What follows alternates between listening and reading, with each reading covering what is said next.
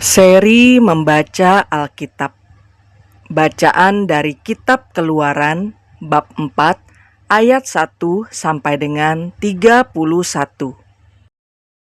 Lalu sahut Musa, "Bagaimana jika mereka tidak percaya kepadaku dan tidak mendengarkan perkataanku, melainkan berkata, 'Tuhan tidak menampakkan diri kepadamu?' Tuhan berfirman kepadanya, 'Apakah yang di tanganmu itu?' Jawab Musa, 'Tongkat.' Firman Tuhan, 'Lemparkanlah itu ke tanah.' Dan ketika dilemparkannya ke tanah, maka tongkat itu menjadi ular, sehingga Musa lari meninggalkannya. Tetapi firman Tuhan kepada Musa, 'Ulurkanlah tanganmu dan peganglah ekornya.' Musa mengulurkan tangannya, ditangkapnya ular itu, lalu menjadi tongkat di tangannya, supaya mereka percaya bahwa Tuhan, Allah nenek moyang mereka, Allah Abraham, Allah Ishak, dan Allah Yakub, telah menampakkan diri kepadamu. Lagi firman Tuhan kepadanya, 'Masukkanlah tanganmu ke dalam bajumu.'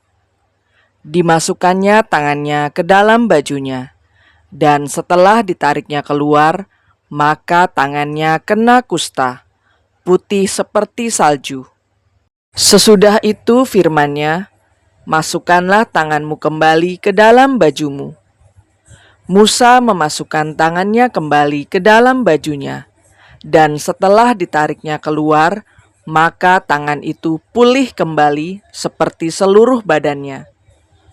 Jika mereka tidak percaya kepadamu dan tidak mengindahkan tanda mukjizat yang pertama, maka mereka akan percaya kepada tanda mukjizat yang kedua. Dan jika mereka tidak juga percaya kepada kedua tanda mukjizat ini dan tidak mendengarkan perkataanmu, maka engkau harus mengambil air dari sungai Nil dan harus kau curahkan di tanah yang kering. Lalu air yang kau ambil itu akan menjadi darah di tanah yang kering itu." Lalu kata Musa kepada Tuhan, "Ah Tuhan, aku ini tidak pandai bicara, dahulu pun tidak, dan sejak engkau berfirman kepada hamba-Mu pun tidak, sebab aku berat mulut dan berat lidah." Tetapi Tuhan berfirman kepadanya, "Siapakah yang membuat lidah manusia? Siapakah yang membuat orang bisu atau tuli, membuat orang melihat atau buta? Bukankah aku, yakni Tuhan?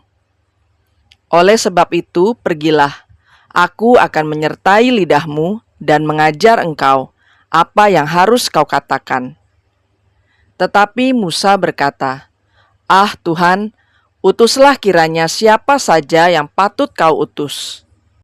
Maka bangkitlah murka Tuhan terhadap Musa, dan ia berfirman, "Bukankah di situ Harun, orang Lewi itu kakakmu?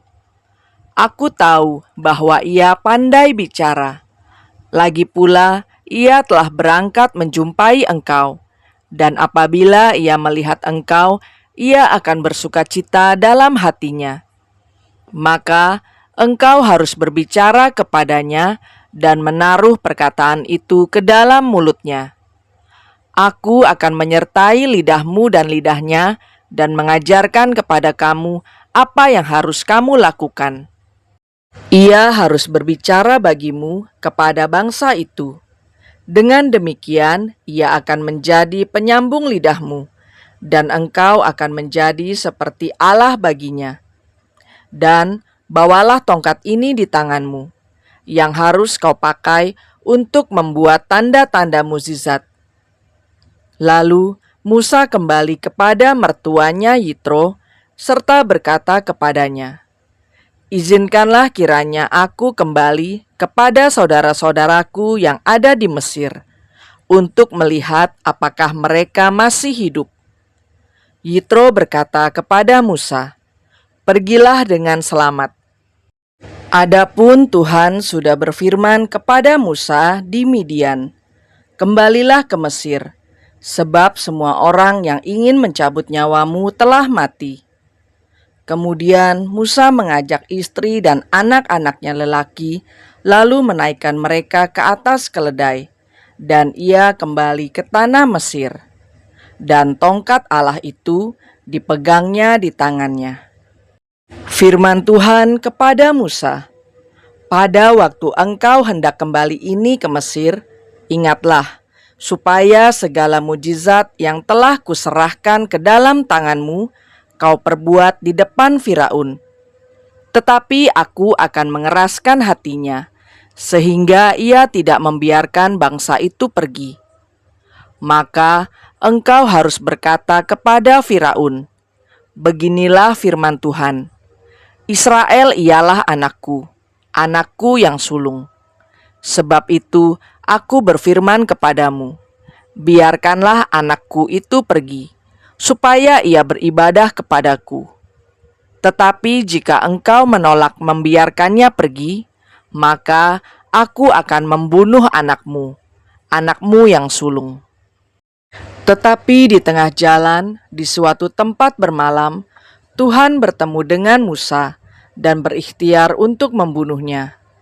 Lalu Zipora mengambil pisau batu, dipotongnya kulit khatan anaknya, kemudian disentuhnya dengan kulit itu kaki Musa sambil berkata, 'Sesungguhnya engkau pengantin darah bagiku.' Lalu Tuhan membiarkan Musa. 'Pengantin darah,' kata Zipora waktu itu, karena mengingat sunat itu. Berfirmanlah Tuhan kepada Harun, 'Pergilah ke padang gurun menjumpai Musa.' Ia pergi dan bertemu dengan dia di gunung Allah, lalu menciumnya.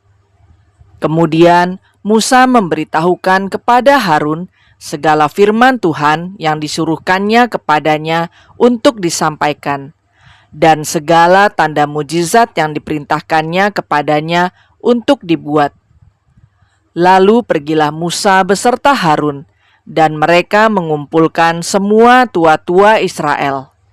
Harun mengucapkan segala firman yang telah diucapkan Tuhan kepada Musa, serta membuat di depan bangsa itu tanda-tanda mujizat itu.